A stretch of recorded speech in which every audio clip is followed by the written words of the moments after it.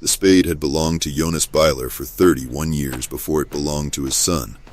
and on the morning Amos Byler carried it out past the spring house to the patch of ground everyone in the county had stopped calling a garden and started calling a mistake.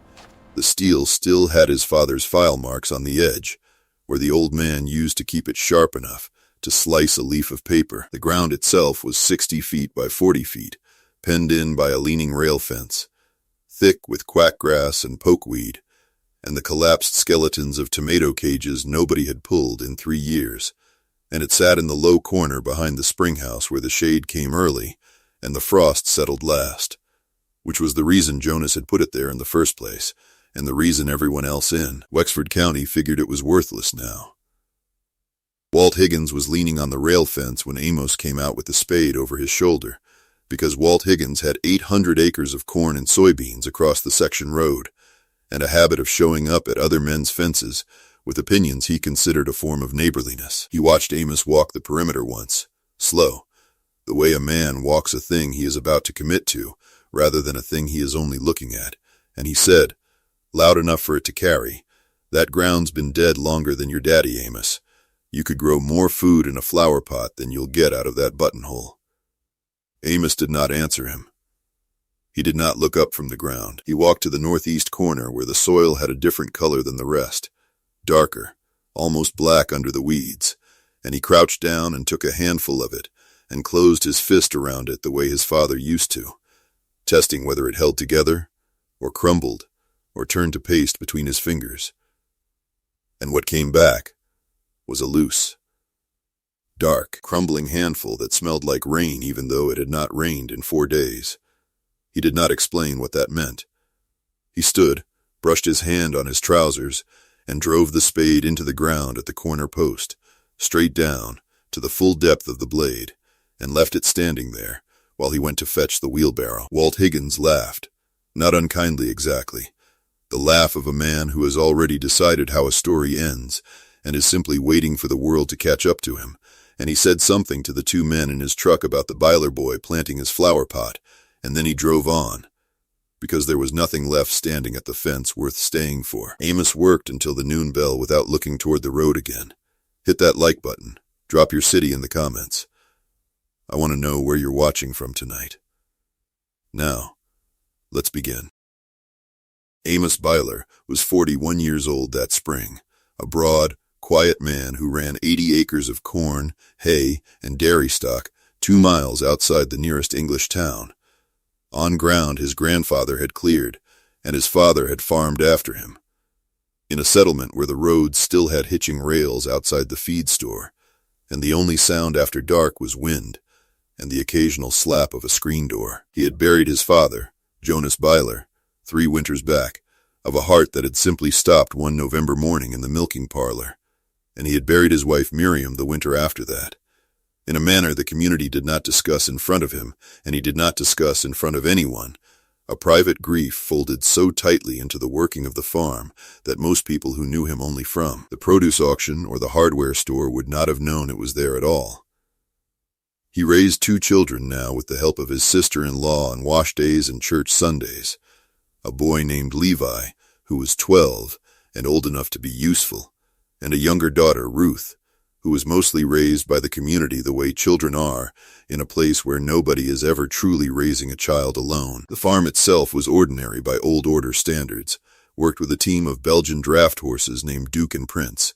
no engine in the barn, and no wire running to the house, a black phone shanty standing at the end of the lane where a man could walk to make a call if a call needed making, and let the rest of the day pass without one ringing.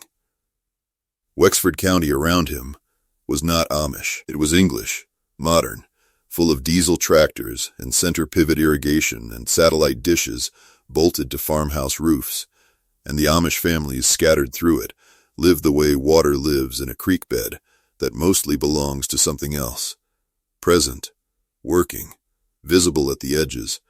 but never quite of the same current. Jonas Byler had farmed that way his whole life, and somewhere in the last decade of it, as his knees gave out and his hands stiffened, he had let the little kitchen garden behind the spring house go. It had once fed the family almost entirely, that plot, back when Amos was a boy and his mother was alive, and the rows were straight and thick with beans and cabbage and onions set in soldier lines. But grief and age have a way of narrowing a man's attention to what is loudest and nearest, and the loudest and nearest thing on a dairy farm is never the vegetable patch. So it went to seed, then to weed, then to a kind of local joke, the little worn-out square behind the spring house that even old Jonas Byler, who could coax alfalfa out of a gravel pit, had finally given up on. When Amos inherited the farm outright, he inherited the garden along with it, unspoken, unmentioned in any will, because it was not worth mentioning. 60 by 40 feet of ground that the whole county had quietly agreed was finished. He did not decide to reclaim it out of nostalgia, and he was careful, in his own mind, to be honest with himself about that, because nostalgia was a poor reason to put labor into ground that would not answer for it. He decided to reclaim it because of what he found in the spring house the week before, on a Tuesday, while he was clearing out the shelves where his father had kept seed tins and rope and half a decade of unopened mail. Behind a crate of canning jars, wrapped in a scrap of oilcloth to keep the damp off, he found his father's farm journal, a cloth-bound ledger with a broken spine, the pages gone the color of weak tea, filled front to back in Jonas Byler's small, careful slanting hand.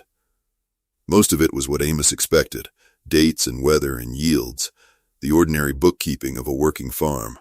the kind of record his father had always insisted on keeping, because a man who does not write a thing down is trusting his memory over his eyes, and his eyes were the only witness that never lied to him. But near the back, in a section marked in block letters as the small ground, the entries changed. They were denser, more careful, written the way a man writes when he expects someone else to read it someday. Jonas had learned the method as a young man from a German immigrant neighbor named Hoffmeyer, long dead by the time Amos was born. A system of deep-dug raised beds, close spacing, heavy composting, and careful succession sowing that the old German called intensive gardening, and Jonas simply called doing it right. There were diagrams of bed widths, 4 feet, no wider, because a man needed to reach the center from either side without stepping on the soil and packing it down. There were ratios for manure and old hay and kitchen scraps layered into compost. There were notes on which seed to save and which to buy fresh, on hand pollinating squash blossoms with a small paintbrush before the bees were up, on building cold frames from old window sashes to push the first lettuce a full month ahead of the frost date, and on the inside of the back cover, written larger than anything else in the book, underlined twice, was a single line that Amos read 4 times standing in the spring house doorway, with the evening light coming low through the gap in the boards. The small ground is not too small. It is only unfinished. He closed the journal, sat with it a long while on an overturned bucket, and did not tell anyone what he had decided, until the morning he carried his father's spade out past the fence, where Walt Higgins was waiting to tell him it was folly. The preparation took him the better part of 3 weeks, done in the early mornings before the milking and the late evenings after it, because a man with 80 acres and 2 children does not get to treat a 60 by 40 plot as anything but the last hour of daylight. He cleared the weeds first, by hand and by hoe, and burned the pokeweed roots rather than compost them, because his father's journal was specific that pokeweed root left in a pile would only come back angrier. He tested the soil the way his father had taught him as a boy, squeezing a handful into a ball and pressing a thumb into it,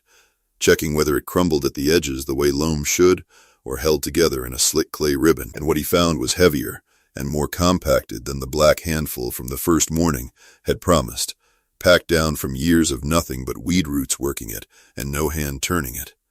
He built compost in 3 bins made from old fence board, layering old hay from the barn, chicken manure carried in buckets from the coop, and kitchen scraps that Ruth carried out in a pail every evening, a habit that within a month she had turned into a kind of proud, self-appointed office.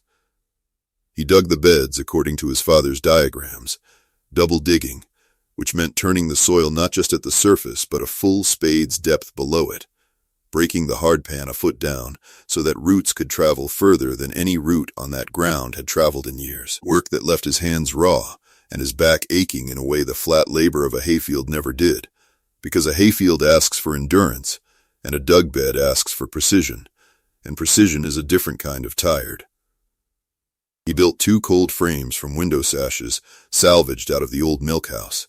hinged at the back, angled to catch the low spring sun, and inside them he sowed the first lettuce and spinach from seed his father had saved and labeled in a coffee tin, envelopes marked in that same careful hand with the year and the variety, and, on one, the words "Goodkeeper, worth the trouble." Levi worked beside him most evenings, carrying water, hauling compost, learning without being taught exactly the way farm boys learn most things, by standing close enough to a man's work to absorb its order. Nobody on the road saw any of this. The fence blocked the low corner from view, and the work was done in the hours nobody else was watching. Which was, though Amos never said as much out loud, precisely how he preferred it. The first true planting went in on the 17th of May, in raised beds 4 feet wide and 30 feet long, spaced close the way the German method called for. Beans and peas and early cabbage and 3 long rows of tomatoes started from seed in the cold frame and hardened off a week before setting out. Word got out anyway, the way it always does in a county where the feed store parking lot serves the function a newspaper serves in larger places. Carol Dunmore, who had run the general store and feed counter in town for 11 years and knew the business of half the county through the register receipts alone, was the one who first heard it from Ray Fenner, who supplied Amos his chicken feed and had driven past the Byler place and noticed the little fenced square behind the spring house, looking suspiciously tended. Ray Fenner leaned on the counter and said, "Byler's got that old garden of his daddy's dug up again, every bit of it, working it like it's 40 acres instead of a postage stamp." Carol Dunmore said, "What's he growing?" And Ray Fenner said, "Everything, apparently, packed in tight as a jar of pickles." And Pete Ansley, the rural mail carrier, who had driven that lane every weekday for 6 years and therefore considered himself something of an authority on it, said he'd seen Amos out there at 6 in the morning, on his hands and knees with a ruler, of all things, measuring the space between his bean plants like he was setting type for a newspaper. Carol Dunmore laughed and said, "Well, God love him." And somebody, nobody could later say for certain who, started calling it the buttonhole, on account of it being smaller than sense, and stitched up tighter than anybody thought a garden needed to be, and the name stuck the way names do in small places, repeated at the counter, repeated at the feed mill, repeated finally by Walt Higgins himself at the co-op meeting, where he told the room, with the easy authority of a man who farms 800 acres and therefore feels qualified to judge the wisdom of 60 square feet, that Amos Byler was going to work himself into the ground over a garden the size of his own front porch and get less out of it than he'd get sweeping the barn floor. The setbacks came honestly, and Amos recorded them the way his father had taught him, without softening them, and without dwelling on them either. On the 23rd of May, Cutworms took 19 of his 60 bean seedlings in a single night, cutting them clean at the soil line the way cutworms do, and he wrote it down that evening by lamplight. 19 of 60, first bean planting. Cutworm will collar the rest tomorrow. He did collar the rest the next morning, cardboard rings pressed an inch into the soil around each stem, a trick his father's journal noted in the margin as slower than poison, but kinder to the ground, and he lost no more beans after that. On the 2nd of June, a late frost came through, unexpected, and though the cold frames protected the lettuce, it caught 6 of his tomato transplants before he could get sheeting over them, and he wrote that down too. 6 tomatoes. Frost. My fault for trusting the date instead of the sky. A groundhog took up residence under the Springhouse Foundation in the 2nd week of June and helped itself to a full row of young cabbage before Levi found the burrow, and they fenced the low side with chicken wire buried 8 inches into the ground, a fix that cost them an evening, and, Amos noted in the ledger, should have been done in April. None of these losses were dramatized in his mind or his notebook. They were simply entered, numbers against numbers, the way a man keeps score against himself rather than against the neighbors laughing at his fence line, and by the 3rd week of June, when the first sugar snap peas came in heavy on vines that had been trellised with binder twine-up cut saplings. He pulled 26 pounds off a bed that measured 32 square feet, and he wrote that number down and underlined it once. Not because 26 pounds was an especially large number in the wide world, but because he had, that same week, walked the East Hayfield with his father's old yield records and worked out that the same 32 square feet of row crop corn, tended the ordinary way, would have produced perhaps 4 pounds of usable grain across an entire growing season. He sat with that comparison a long while at the kitchen table after the children were asleep, not smiling exactly, but still, the way a man goes still when a private suspicion has just been confirmed by a number he cannot argue with. The county extension office got word of the buttonhole sometime in early July, not because Amos had reached out to anyone, which was not his way, but because Ray Fenner had mentioned it in passing to a soil specialist named Diane Kessler, who came through twice a year to test fields for the larger operations, and had, out of what she later admitted, was mostly curiosity, decided to add the Byler place to her route.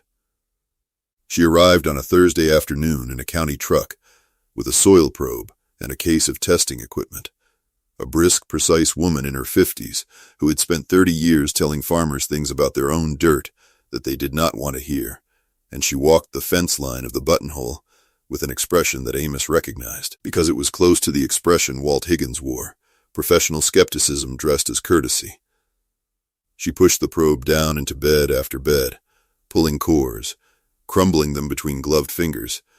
checking for the dark, loose, sweet-smelling structure that told her more than any lab test could about how a soil handled water and root and worm. 16% organic matter, she said finally, reading a number off a small meter, in ground that was supposedly worn out 3 years ago. That's not depletion. That's neglect. And neglect and depletion are not the same thing. One is permanent, and one is only waiting. She asked to see his records, and Amos brought out the ledger, the compost ratios, the bed measurements, the dated entries with their honest losses recorded alongside their gains, and she read through several pages standing at the fence with her glasses pushed up on her forehead, and she said, most men would have burned the page with 19 dead bean plants on it, rather than show it to me. Amos said, it happened. Might as well know it happened. She looked at him a moment and said she'd like to come back in August, and she did not offer any opinion on the buttonhole nickname, though she was careful, from that visit forward, never to use it herself.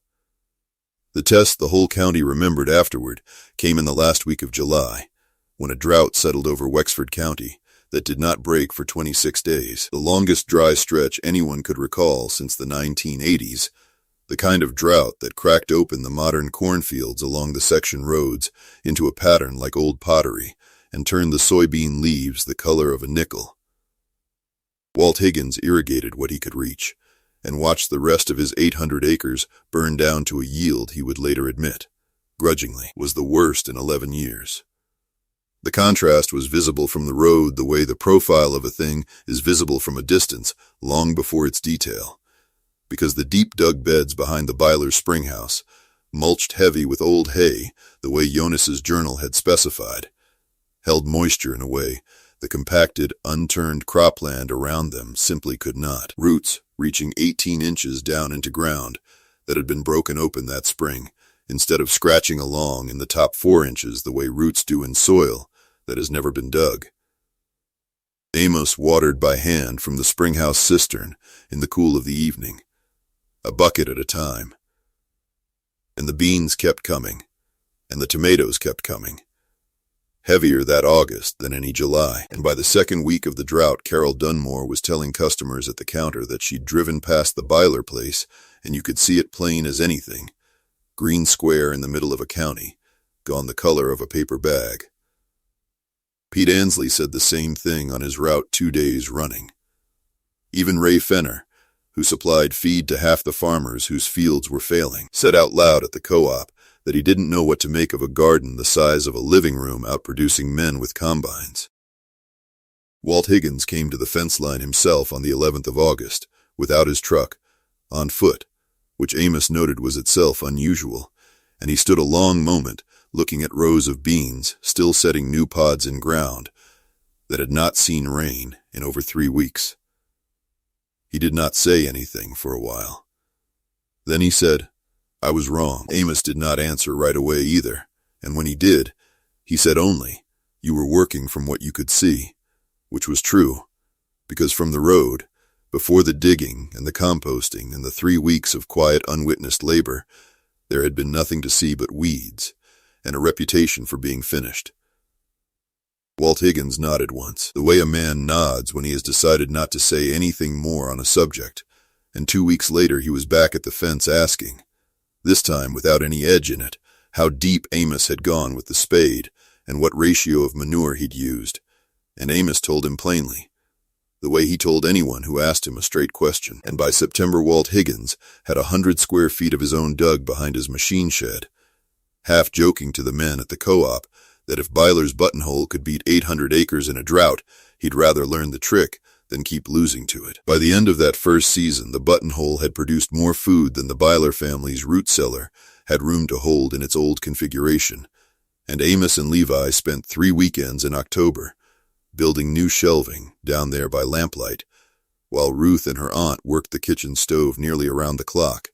canning tomatoes and beans and pickled beets, drying herbs on screens hung from the rafters,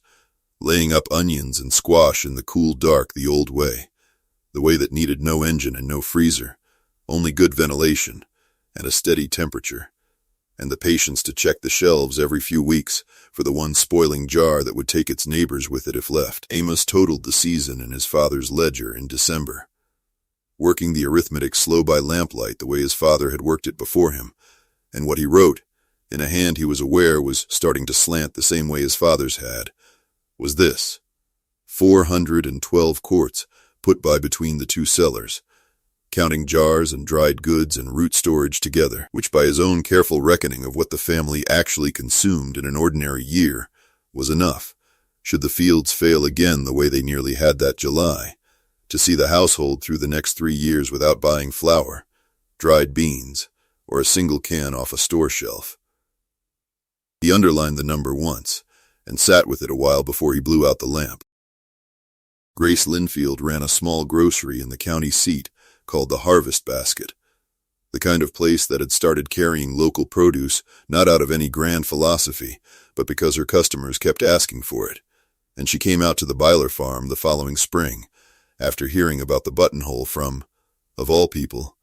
Diane Kessler, who had mentioned it in an extension bulletin that spring under the heading Intensive Small Plot Methods and Drought Resilience, complete with Amos's soil numbers and a photograph of the beds that he had, with some reluctance, allowed to be taken. Grace Linfield walked the rows with the same probing skepticism Diane Kessler had brought the summer before, tasting a bean off the vine, turning a tomato over in her palm, asking about spray, about seed,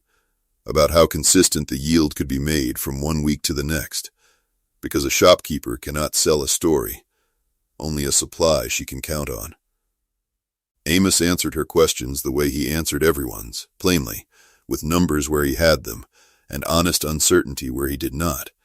and she offered him a standing arrangement, a set amount each week through the growing season at a fair price, more than he would get hauling to the produce auction 2 counties over. He agreed to it, but only for the amount the buttonhole and a second bed he'd since dug beside it could reliably produce without strain, and when she suggested, the following winter, that he might consider breaking new ground to supply more, he told her no. The small ground was not meant to grow bigger, it was only meant to be finished properly, and there was a difference between the two that mattered more to him than the extra income would. She did not push him on it again. The following spring, Sadie Higgins, who was 9 and Walt Higgins's granddaughter, and had grown up hearing her grandfather's opinions about the buttonhole change 3 separate times over 3 separate seasons, wandered down the lane on a Saturday while her grandfather was at the Byler place helping Amos turn compost, and she stood at the fence watching Levi thin carrot seedlings with the careful, unhurried patience the whole family had by now absorbed from the man who taught them, and she asked Amos, plain as children ask things, why his garden was so small, and other people's fields were so big, and his still one. Amos straightened up, wiped his hands on his trousers, and told her what his father had written on the inside back cover of a journal he still kept in the spring house. The words worn soft in his mouth now, from repeating them to himself across 2 winters and 3 summers of work. Small does not mean finished. It only means nobody has looked at it close enough yet to see what it could still become. Sadie Higgins turned that over for a moment the way children do, decided it satisfied her, and went back to watching Levi work the carrots. That evening, after the chores were done and the children were asleep and the lamp was lit low over the kitchen table, Amos took his father's journal down from the shelf where it had lived since the day he found it in the spring house, opened it to the page beneath his father's underlined line, and in his own hand, slanting the same careful way, he wrote a line of his own beneath it. Dated the way his father had always dated everything, so that whoever read it next, a son,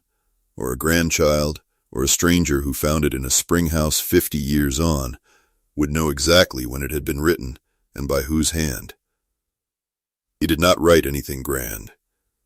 He wrote only that the small ground had held, 3 seasons running, and that it would likely hold for the man who came after him too, provided he was willing to dig it properly and write down what he found. Then he closed the book, set it back on its shelf, and went out in the last gray light to check on the spring house eaves, where a single wild colony of bees, the only one that had ever taken up residence there in his father's time, or his own, had been working the buttonhole's bean blossoms all summer. A colony Ruth had named Solomon 2 years back, for no reason she could ever fully explain, and that the family had simply kept calling by that name ever since. And he stood there a moment, listening to the low-working hum of it in the dusk before he went in to supper. If this story found you at the right moment,